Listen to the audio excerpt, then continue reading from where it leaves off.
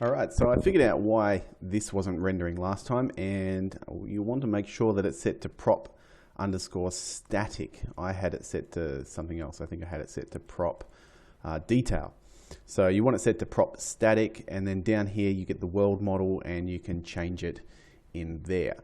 So that all seemed to be working now, and what I wanted to have a look at now is creating other different types of shapes. So what I'm going to do is I'm just going to create a shape here, and I'll move that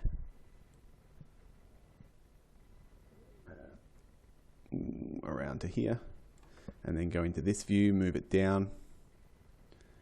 Oh, that didn't seem to work. That's a bit weird. And I want it to snap to there. There we go. So I'll just move that down to there, and it snaps to it. Okay, and in here, I'm going to change it to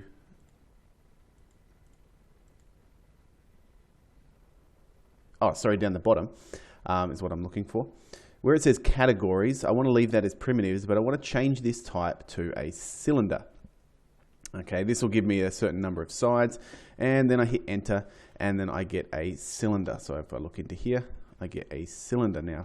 It has got no texture applied, or the error texture applied at the moment. I can change this to something else.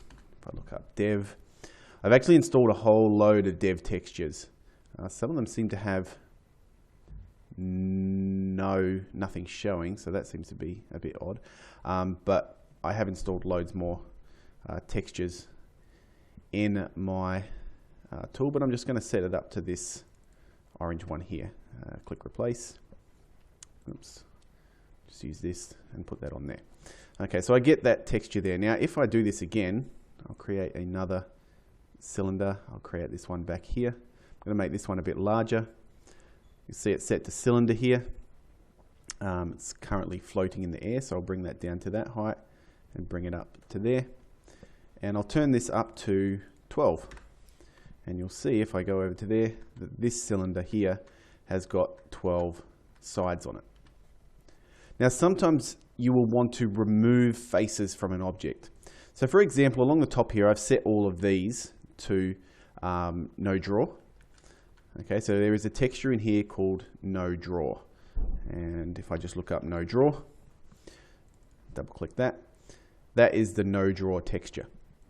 So if I get this here, I should be able to click on different things and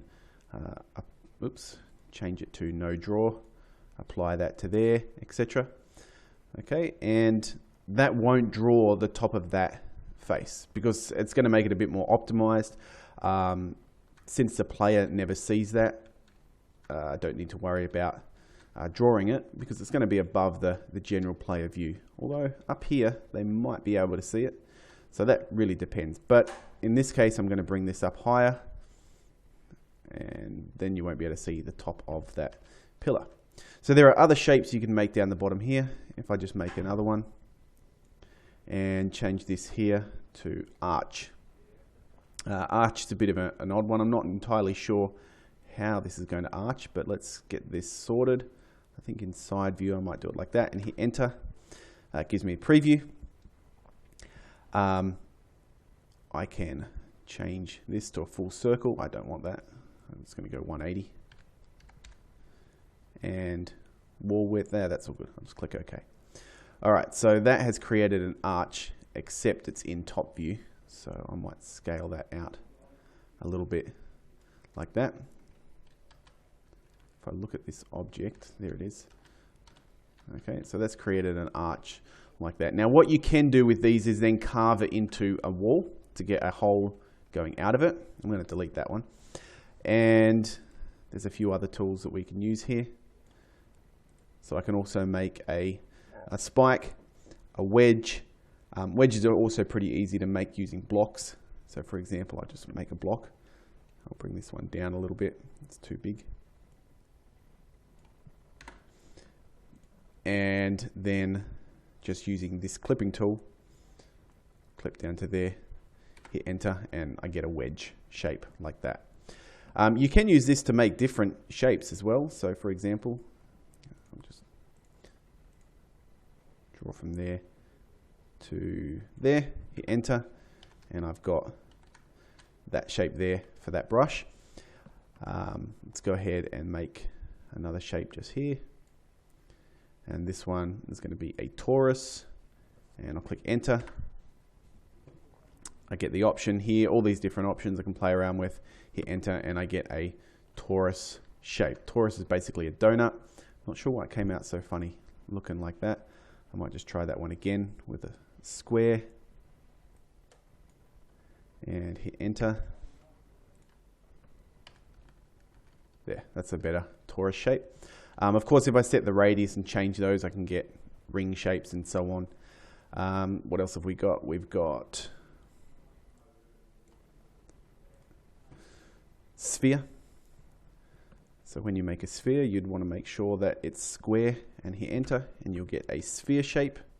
Where's that sphere gone? There it is, over there. Now say I wanted to cut this in half. I can go into this toggle texture application and change it to displacement. Select this whole thing,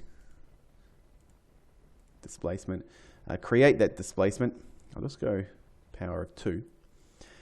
And actually there's an easier way to do that. I'm not going to do that way. I'll just undo that. I'll make the cube. And say I wanted to cut this cube in half. Hit enter. Sorry, make a sphere. Going into one of the side views, I can use this clipping tool, clip it all the way across. I may have to play around with the, there we go, I'll move that to there and that to there. Click that, keep that top half, and there we go. I've just got the top half of that cube. So I could use that to make like domes on top of houses, etc. So you do have a lot of power in here to make it, and it is very similar to something like SketchUp rather than Blender. So you're not actually mesh modeling here, you're actually modifying shapes and primitives and clipping them slightly and then cutting them up into more and more different shapes. So this was originally, if you remember, just one big long rectangle, and then when I carved that out there, it turned it into 1, 2, 3, 4 rectangles, and I think it's probably even more. Oh no, it's just that bit there. So it turned it into 4 rectangles rather than actually cut it in there. So that's not like it would be in Blender, one entire mesh. It's actually 4 different brushes in Hammer. So play around with some of these settings here. Keep in mind that with the no draw texture on it, it's probably best to work with that, because that way it's not going to draw areas that you don't ever see, and you can just apply the textures to the important parts afterwards.